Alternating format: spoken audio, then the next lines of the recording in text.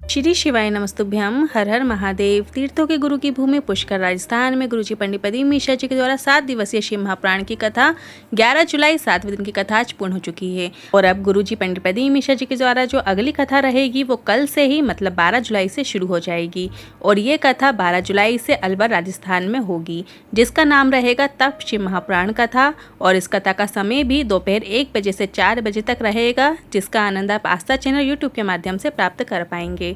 आज की कथा में उस जानकारी को गुरुजी ने साझा कर दिया है जिसका सभी को इंतजार लंबे समय से था। गुरुजी ने बताया है 15 जुलाई को ऑनलाइन सावन शिवरात्रि का अभिषेक रहेगा। सभी अपने घर से लाइव टीवी में देख कर सकेंगे, पर इसमें आपको कुछ सामग्री की जरूरत होगी। तो आज की कथा में गुरुजी ने सभी जानकारी दे दी है कि आपको पूजन और अभिषेक में कौन कौन सी सामग्री की आवश्यकता होगी, अभिषेक कितनी देर चलेगा और अभिषेक के बाद विसर्जन कैसे करना है। पूर्ण जानकारी आपको इसी वीडियो के माध्यम से प्राप्त होने वाली है। आज की कथा में गुरुजी ने 11 उपाय पत्र उपयोगी जानकारी दी है। सभी की जानकारी आपको इसी वीडियो के माध्यम से देंगे। किसी कारणवश यदि आपने आज की कथा नहीं सुनी है तो पूरी कथा का रास्ता तो आपको एक छोटे से वीडियो से प्राप्त हो जाएगा। पिछले वीडियो में हमने आपसे एक प्रश्न किया था, महाकाल मंदिर का ज्योतिर्लिंग किस दिशा में है? तो सही उत्तर है सी दक्षिण। सिर्फ यही एक दक्षिण मुखी ज्योतिर्लिंग है। और अगला प्रश्न इस प्रकार है, शिव महापुराण के अनुसार 12 ज्योतिर्लिंगों में से सबसे पहला ज्योतिर्लिंग कौन सा है? ए महाकालेश्वर, बी सोमनाथ, सी मल्लिकार्जुन या डी काशी विश्वनाथ। आप इस प्रश्न का उत्तर कमेंट के जरिए हमें भेज सकते हैं और हम इस प्रश्न का उत्तर कल के वीडियो में आपको बताएंगे। तो बढ़ते हैं आज की कथा की पहली जानकारी की ओर। कई लोग कहते हैं कि गुरुजी आप शिव महापुराण के अनुसार ऑनलाइन सावन शिवरात्रि का जो अभिषेक कराते हो वो केवल वही लोग करते होंगे जो दुखी हैं, जो बीमार हैं। तो इस पर गुरुजी ने कहा ऐसा बिल्कुल भी नहीं है। सावन शिवरात्रि का जो ऑनलाइन अभिषेक कराते हैं उसे सभी को करना चाहिए ताकि उसे शिव तत्व की प्राप्ति हो, शिव की कृपा प्राप्त हो सके, शिव की दृष्टि उस पर बनी रहे। बढ़ते हैं आज की कथा की दूसरी जानकारी की ओर। आज की कथा में गुरुजी ने बताया पुष्कर की ये जो कथा हो रही है, पहले ही दिन की कथा के बाद जजमान रोने लगे थे कि इतनी बारिश भी हो रही है और इतनी बड़ी मात्रा में शिव भक्त आ रहे हैं, कैसे संभालेंगे, कैसे सब करेंगे, क्यों ना 7 दिन की जगह 3 दिन की शिव महापुराण कथा हो जाए। तो इस पर उस समय गुरुजी ने जजमान से कहा कि ये कथा आप नहीं करा रहे हैं, ये कथा ब्रह्मा जी स्वयं करा रहे हैं। और अगले ही दिन से कथा पंडाल के आसपास जितने भी दुकानें थीं सभी ने पानी के स्टॉल लगा दिए। आसपास के सभी होटल वालों ने अपने होटल सभी शिव भक्तों के लिए फ्री कर दिए और कथा भोलेनाथ ने संभाल ली। के बाद गुरुजी ने कहा जब तुम्हें लगे तुम नहीं संभाल पा रहे हो, जब तुम्हें लगे तुम तुम्हारे बेटे या बेटी की शादी नहीं कर पा रहे हो ना, सब जतन लगा लिए पर रिश्ता पक्का नहीं हो पा रहा है, बेटा या बेटी को महादेव को सौंप दो, महादेव को ही संभालना है सब। बढ़ते हैं आज की कथा की तीसरी जानकारी की ओर। राजेंद्र जी जयपुर से पत्र लेकर आए। 14 अगस्त 2021 में मैं मेरे शरीर में लकवा लग गया था। इस कारण 20 दिन तक हॉस्पिटल में रहा, आईसीयू में रहा। डॉक्टर ने कहा था आराम लगने में समय लगेगा। बाबा से विनती करता जिस दिन तू ठीक करेगा उस दिन मंदिर के द्वार जाऊंगा। थोड़ा शरीर में आराम मिला। मेरे परिवार वालों ने पहली बार मुझे मंदिर लेकर गए। मैं पहली बार मंदिर गया और बाबा की कृपा से मेरा लकवा 90% ठीक हो चुका है।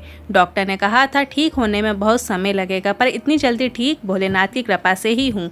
और मेरे पुत्र के यहाँ 8 वर्ष से संतान नहीं हो रही थी पर बाबा की कृपा से मेरे बेटे के घर में बेटे ने जन्म लिया है। उसी का आभार व्यक्त करने कथा पंडाल में आए हैं।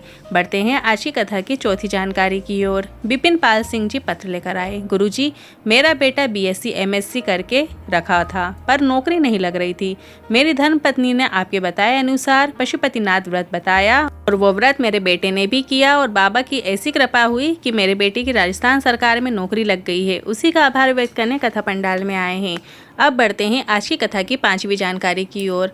हवा सिंह जी पत्र लेकर आए। मेरी उम्र 69 साल है। मैं आपकी कथा 10 वर्षों से सुनता आ रहा हूँ।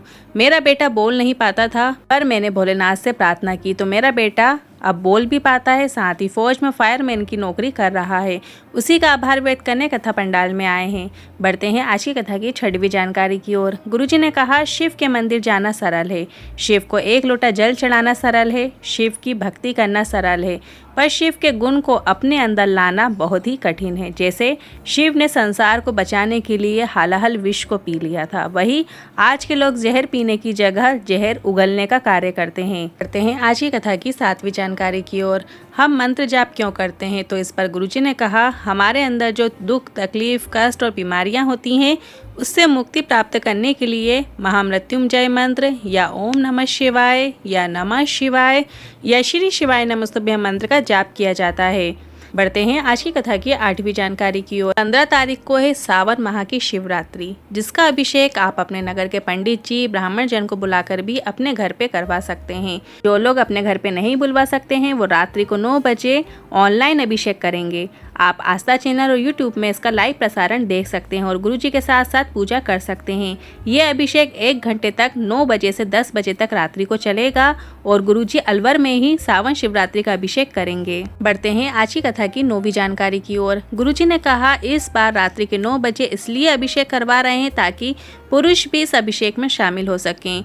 जो लोग दिन भर दुकान पे काम करते हैं, रात्रि में लेट आते हैं, तो इसलिए रात्रि में 9 बजे इस अभिषेक को रखा गया है और काली मिर्च को अर्पित करके अपने जीवन से रोग बीमारियों को हम दूर कर सकें। बढ़ते हैं आज की कथा की 10वीं जानकारी की ओर। ऑनलाइन पूजन करने के बाद आपको कोई भी नदी, तालाब, कुआं, बावड़ी जाने की ज़रूरत नहीं है।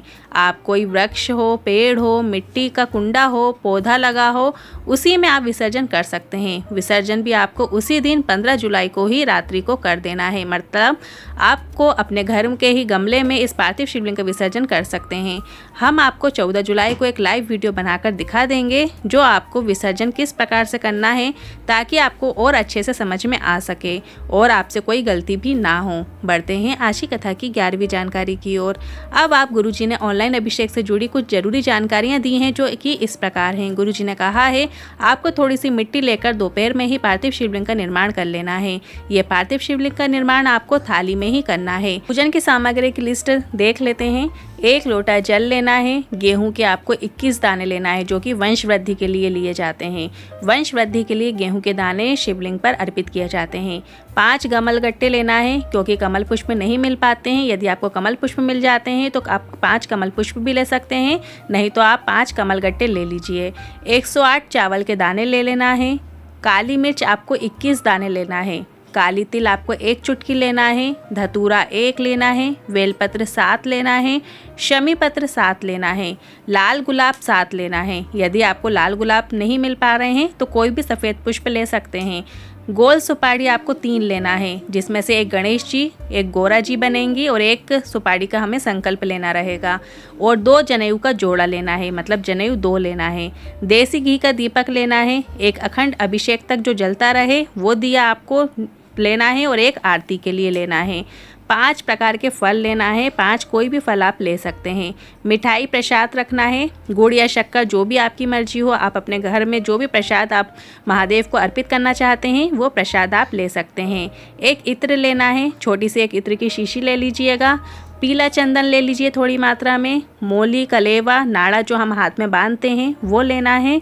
कपूर आरती के लिए लेना है। लौंग और इलायची लेना है। पंचामृत तैयार करना है। दूध, दही, घी, शक्कर, शहद, इन सब चीज़ों को मिलाकर आपको पंचामृत तैयार करना है। इसके अलावा आपको अलग अलग 5 कटोरियों में भी पंचामृत रखना है। जैसे दूध की 1 अलग कटोरी बनाना है, दही की अलग कटोरी बनाना है, घी की, शक्कर की और शहद की, इनको 5 अलग अलग कटोरी में आपको रख लेना है। और गंगा जल लेना है। शिवलिंग आपको पहले से बनाकर रखना है। 9 बजे थाली लगाकर आपको तैयार रखना है।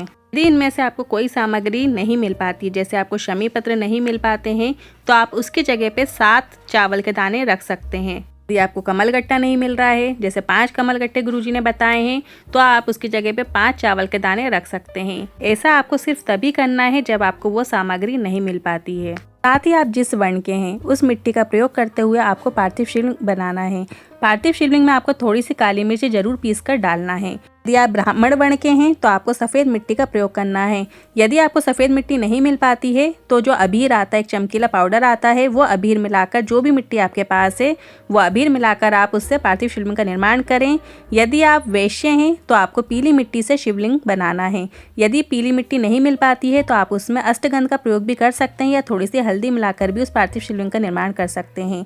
यदि आप क्षत्रिय में आते हैं तो आपको लाल मिट्टी का प्रयोग करते हुए पार्थिव शिवलिंग का निर्माण करना है। यदि आपको लाल मिट्टी नहीं मिल पाती है तो जो भी मिट्टी आपको मिलती है आप उसमें थोड़ा सा लाल चंदन मिलाकर उस मिट्टी से पार्थिव शिवलिंग का निर्माण कीजिए।